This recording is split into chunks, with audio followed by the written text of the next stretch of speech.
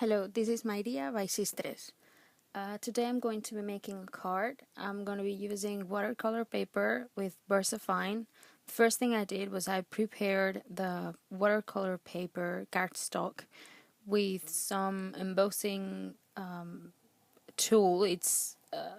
I don't remember the name. I'll find out if any of you want to know it. So I did that and then I stamped it with VersaFine. Since it stays wet for a little bit, I had enough time to put clear embossing powder on it and have it adhere okay. Then I used tumbled glass from Distress Ink very lightly. I didn't push a lot. I just very lightly wanted there to be a center of color. I'm not even using the corners. I'm just doing it in the center. And then with the same tumbled glass and a stencil from Simon Says Stamps, I did a little bit. As you can see, it's not very noticeable. So I used also Salty Ocean with a mini blending tool, and then you can see it way better. It's actually, once you have the card and it's done, it looks really nice because it's not completely done. Then I stamped a girl from Mama Elephant stamp set in my heart. I'm also going to be using the coordinating die. I'm coloring with Copic, so that's why I stamped it 3 times, just in case I made some mistake in one of them, so I could have more than one. If you want the color combinations, I'm using a Copic color chart. It's wonderful. It's on their web, or you can find it on the internet. I'll put a link on my blog, just in case any of you need it. And it looks beautifully. And I really, really recommend it. It helps me a lot with coloring. I'm no expert, but it makes it easier.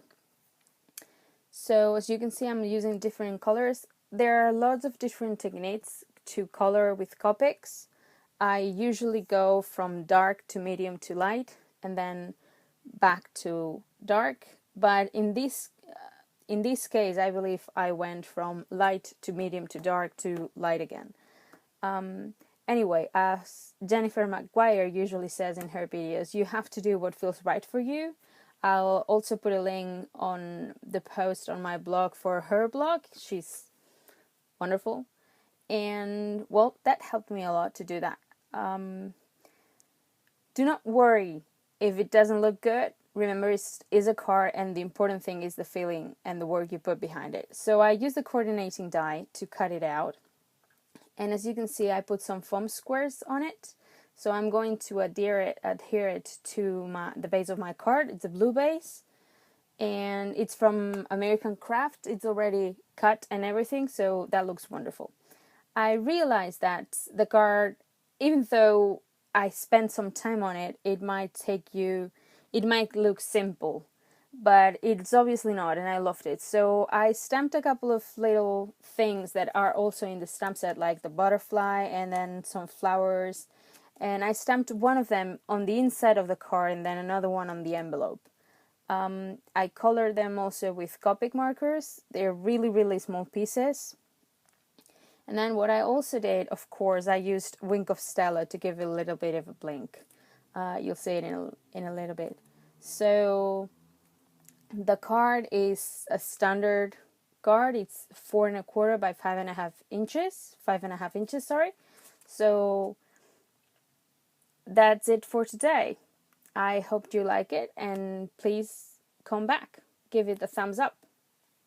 Goodbye.